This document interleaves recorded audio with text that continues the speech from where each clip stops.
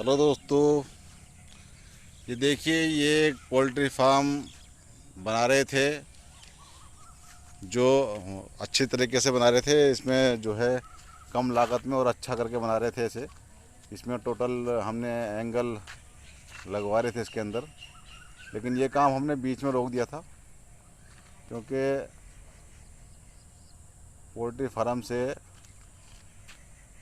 छक गए, सभी लोग थक गए और भरपूर नुकसान में हो चुके हैं। इसलिए जो है बीच में काम इसका भी रुक गया है। सबकी जो है मनाही ने इसका काम बीच में रोक दिया है। और वो सामने देखिए, एक जो है हमारा जो है वो एक पुराना वाला, सबसे पुराना फार्म हमारा वही है। वो देखिए सामने, वो भी इस टाइम खाली पड़ा है। और जिसमें अभी हमने पीछे, जो आपको मैंने पीछे दिखाया था, तीसरा फार्म वो है, उसका जो है उसका भी हम गोडाउन बनाने वाले हैं। उसमें भी हम साफ सफाई करके उसका, मैं सोच रहा हूँ गोडाउन टाइप कुछ बनाना है उसका।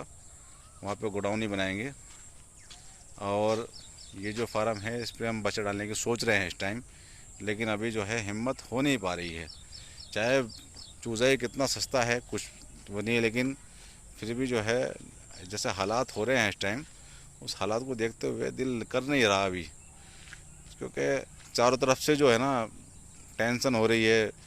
सब जो है बातें बना रहे हैं, घर वाले, भाई लोग, और सब कह रहे हैं कि ये क्या काम कर रहे हो तुम, ये घटिया काम है, बेकार काम है, इसमें कच्चा काम है, इसके अंदर नुकसान बहुत हो जाता है। दुनिया भर की बातें सब जो कहने वाले तो कहते ही हैं, लेकिन बात उनकी भी सही है, जायज़ बात है उनकी भी।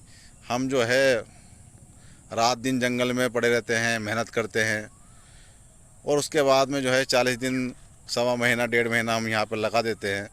उसके बाद में कुछ हासिल वसूल नहीं होता और घर से और पैसे चले जाते हैं।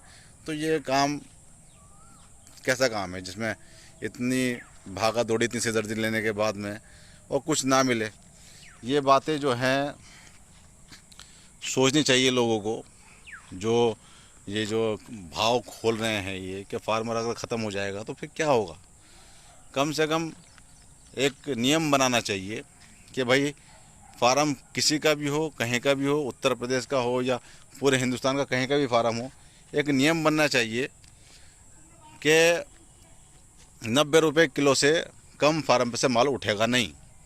चाहे कितना ही मंदा आ जाए, चाहे कुछ भी हो जाए, 90 रुपये किलो लास्ट रहेगा। 90 रुपये किलो से माल नीचे नहीं बिकेगा। अगर ऐसा नियम बन जाए, ऐसा कुछ हो जाए कि ऊपर चाहे कितना ही बिक जाए, लेकिन 90 रुपये किलो से कम नहीं बिकेगा, चाहे कितना ही मंदा कुछ भी हो जाए, तो फार्म को ऐसा ही बंद नहीं होगा।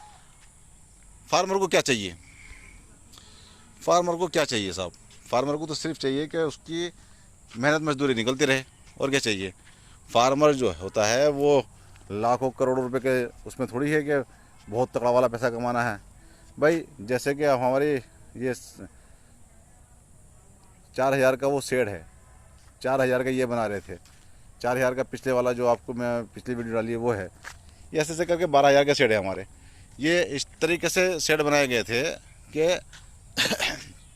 मेरा जो सिस्टम था कि इसमें डाल दिया, इसका 10 दिन का हो गया तो इसमें डाल दिया, इसका 10 दिन का चूजा हो गया तो फिर उसमें डाल दिया। तो 10-10 दिन के गैप करके सब तीनों में मेरा रोटेशन करने का इरादा था कि मैं तीनों में 10-10 दिन का गैप करके जो है 10-10 दिन का या 15-15 दिन का गैप करके सब में चूजा छोड़ूंगा।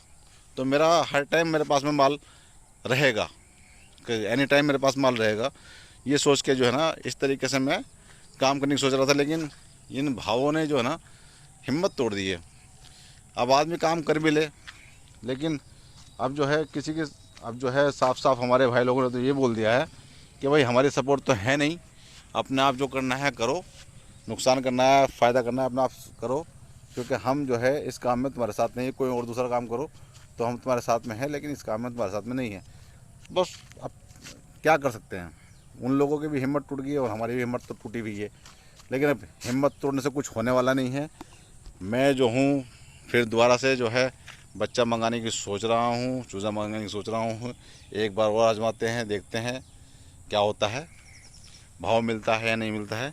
लेकिन अब मुझे जो उम्मीद है वो ये है कि सावन के बाद जो है, सावन के बाद तो नहीं बोलेंगे, रक्षाबंधन के बाद भाव आ जाएंगे लगभग। रक्षाबंधन के बाद में भाव आने चाहिए।